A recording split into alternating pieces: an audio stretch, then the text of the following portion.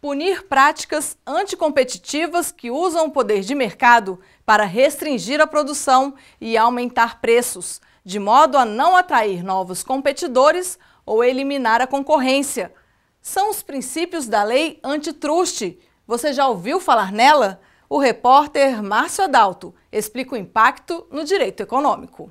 Poder econômico e mercado, os pilares que sustentam a economia de um país. Ela, por sua vez, é movida pela produção e circulação de serviços.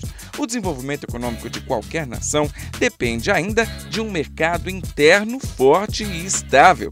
No Brasil, para regular este mercado, surgiu o direito econômico. A partir daí, foram criadas regras que determinam os limites entre disputas envolvendo empresas, bem como nos acertos feitos para a exploração do mercado.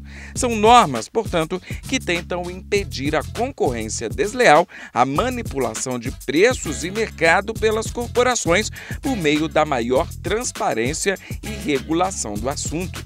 No Brasil, as normas estão definidas em leis, dentre as quais se destacam a Lei da Economia Popular e a Lei Antitruste.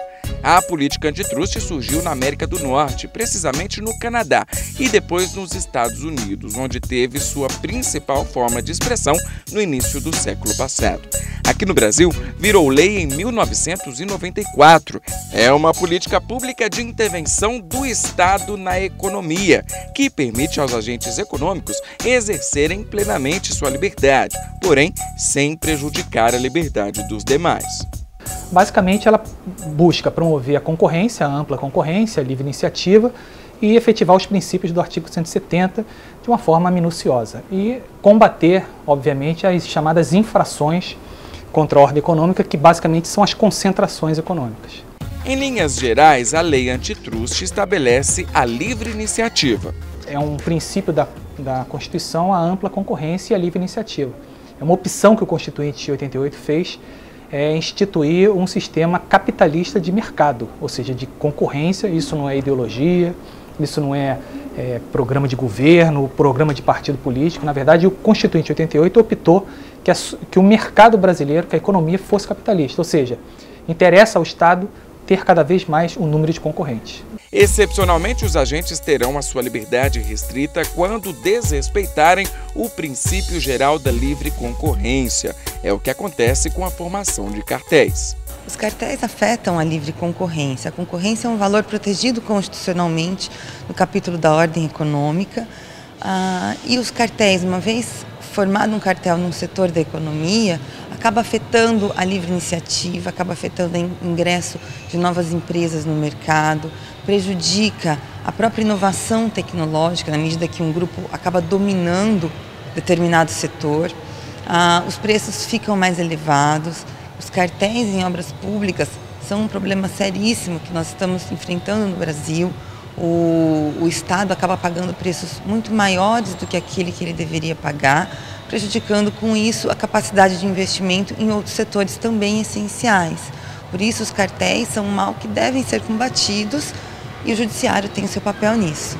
Em 2011 surge a nova Lei Antitruste, modificações que imprimiram agilidade e eficiência ao procedimento de análise de atos sob responsabilidade do CAD, o Conselho Administrativo de Defesa Econômica. Uma das alterações mais importantes diz respeito à obrigatoriedade de autorização pelo CAD para a realização de aquisições, incorporações, fusões, consórcios, joint ventures ou outras formas de concentração que envolva grupos econômicos. Basicamente se mudou também a questão do controle de atos lícitos, como por exemplo fusão e incorporação.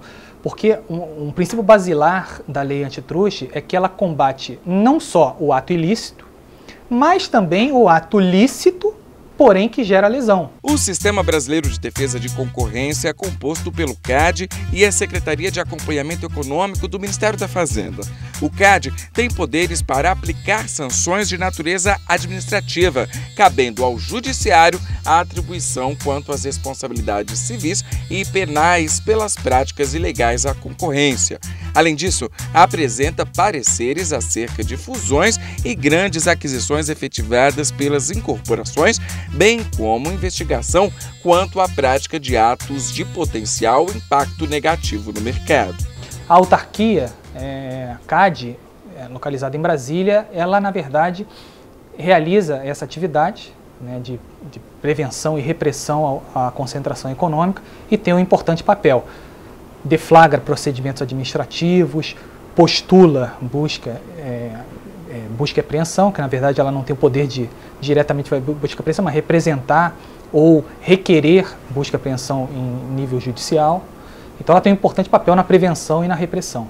As decisões do Sistema Brasileiro de Defesa da Concorrência, bem como os papéis das agências reguladoras do comércio internacional, foram discutidas durante o seminário Os Desafios da Judicialização, da Defesa da Concorrência, da Regulação e do Comércio Internacional. O painel permitiu a visão do advogado, a visão do procurador federal que defende as agências reguladoras e culminou com a visão do magistrado, especialmente no aspecto relativo às concessões de liminares e os problemas que isso pode ocasionar ao próprio mercado, como por exemplo em relação às decisões do CAD. Então um painel muito rico que permitiu uma reflexão sobre um problema bastante delicado. Se decidiu aqui, depois de muito ter conversado, e eu digo uma decisão seria mais um consenso, e se busca justamente uma solução para essa questão.